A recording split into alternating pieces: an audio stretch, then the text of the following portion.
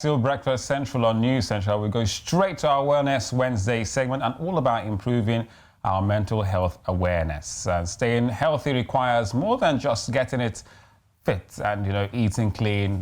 With the rate of suicide on the rise these days, there's a lot of focus on our mental well-being, and rightly so. Now, according to the World Health Organization, that's the WHO, in a report titled Suicide in the World, Global Health estimates Nigeria has the highest suicide rates in Africa and is the 6th highest globally. Really gloomy numbers. Now, increasingly young people are falling victim for various reasons, and the need to speak out and get help cannot be overemphasized. Now, on a lighter note, you have to say, we would like to also shift our focus on how to really fight the epidemic so that, young people can live free of, issues like depression, mental well-being. And to discuss all of that, which is quite a sensitive topic, I'm joined by Chiamaka Asiegbunam, founder of Unveil, which is focusing on mental health awareness.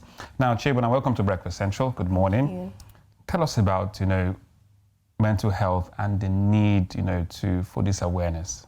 A few days ago, I was talking to someone and I said, I wouldn't have been doing this 2 years ago because this is a whole new story in Africa, not just Africa, Nigeria. This is a place where, there's a slogan that says that nothing can kill an African man. You need to be strong enough. This is something that nobody talks about. Mental health is almost like a shadow. Nobody talks about it. But I'm glad I'm doing this. I'm glad that finally the dawn of mental health has come to Africa.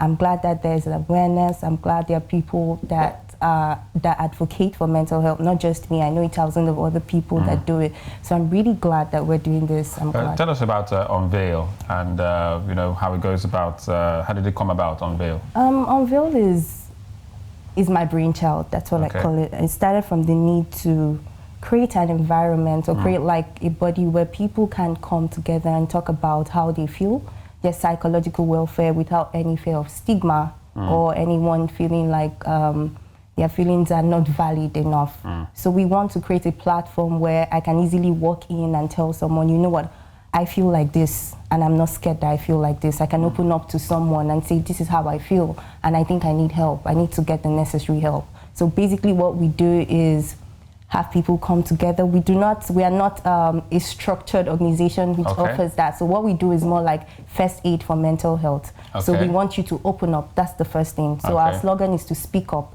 Speak up, help others heal. So what we do is come together, just feel free, talk to us. And this would involve, I suppose, creating some safe spaces, right? Yes, we have support group events. That's what we call it, right? We've had one recently where we had 4 people who had been abused physically and, are currently suffering from the aftermath. So we had people come, we had a support group, it was no cameras, nothing. So it was just a group of young ladies, 15 young ladies, where we were really vulnerable. We allowed people to speak up about how they feel, and then... Do they get, I don't feel, do people, I don't want to use the word victims, so people who come, to this safe space to share, to speak out about mental health, do they get some form of support, Yes. Psychological, medical support? Yes, we do, actually. So what we do is like first aid, but on the side we have therapists and psychologists that work with us, right? So what we do is we refer them to psychologists where they can get help. We refer them to facilities where they can get therapy. We know therapy is not something that is, so we refer them where they can get at a subsidized rate. So we have people, we have a lot of people we work with that we can refer people to. So that's what we do. But I'm curious, how do, we improve our mental health literacy and discuss in African societies, especially around the stigmatization lines? Yes, that's the thing. Like, this is a topic that we talk about every day at Unveil. This is what we are trying to do. So one of the major things is with proliferation of more advocacy units like ours. That's the first step. And the other step we would say is being able to be our brother's keeper, being able to, that's the major one, because most people want people that they can be able to talk to, so being able to accommodate other people's feelings and, allow them to speak up. And then the fact that people see therapy as, me going to therapy means I've gone off the hook. No, it's just normal. Like, if we can take therapy as just the way when you have malaria or you have a fever, you go to the doctor, that's what therapy is. So being able to adopt therapy as a regular lifestyle is good. Hopefully our HMOs will be able to incorporate. Because I was looking to come to that in terms of the health schemes. We know that medical infrastructure is quite a challenge for many African states. From your experience, are we saying that the regular public health schemes are not catering for mental health? Are they not doing enough in terms of talking about it, putting it on the front burner? Why does it have to come from the NGOs and organizations just like yours? Yes, let's start with the government, right? I think about 3% of the government's budget goes to public health, goes to mental health, actually, from the public health sector. And looking at it that way, it's sad to think that we have in Lagos, a whole Lagos state, we have just 3 known mental facilities where people can go to. That's not enough. So they're very much dependent on, most people that have mental facilities, most of them are private, where they have to go outside the country or they have to go to other countries where they can seek support and all of that. So I don't think we have so much going on here. I don't think they're doing enough for mental health. We know that the World Health Organization implemented the Mental Health Action Plan 2013 to 2020, which was adopted by the 66 World Health Assembly. Also just ran a bit of that animation, which depicts perhaps modern life, as we may. I'd like to use the analogy of the hamster wheel, and it keeps spinning and spinning and spinning. When does it stop? When does it stop? How do you stop? You can't stop. You're addicted to it because you can interpret this in so many ways, right?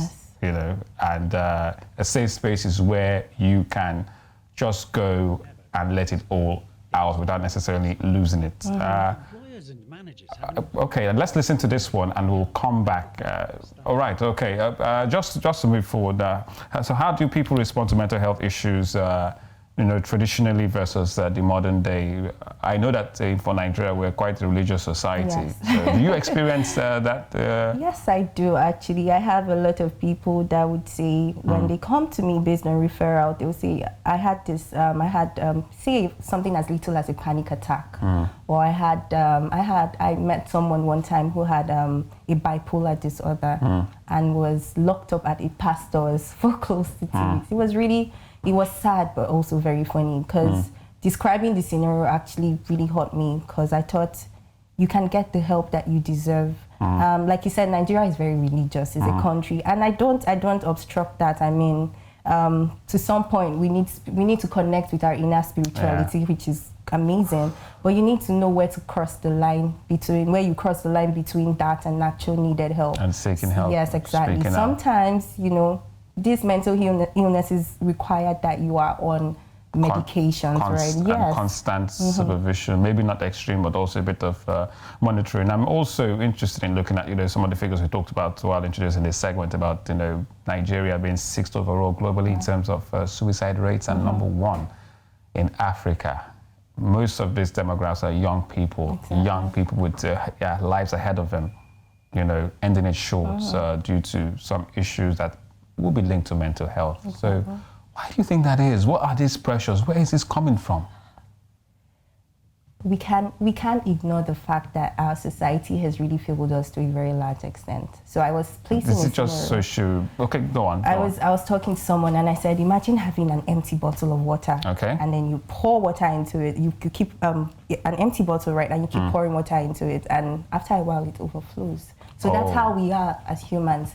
We have our emotions, and you're storing up, you're packing up. There's pressure, there's a lot, there's the society, social media, there's family as well. There's so much, there's culture, there's a lot to live for, and then you're packing it up on one person. Someday it's just like a bomb. Somebody is going to snap. Exactly. So it's like these people are leaving, and then there's pressure from the society, and then there's my friend who has a car and I don't.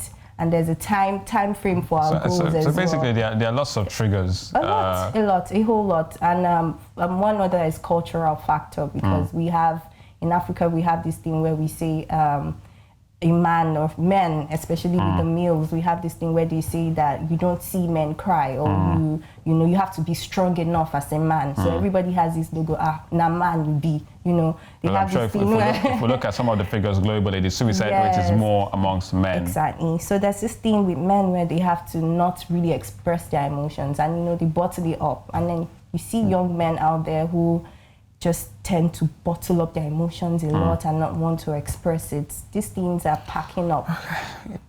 So what do we do? The way going forward is a question that we should ask ourselves as people. It starts with you. How do you take care of yourself as human? What's your self-care process? What's your psychological care process? Do you give yourself time? I tell people that taking a job is important, but asking yourself if that job will cost you your mental health is also important, because however your psychology is, that's what you translate into your job or your everyday life.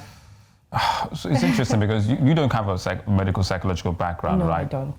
How did you get involved in? I actually, my background is in international relations and diplomacy, but was there any moment where you thought, oh, this is this, I have to tackle this, and this is what I'm going to do? Yes, actually. There was a time within my, I think I was about 13, when I started seeing symptoms of depression, very young.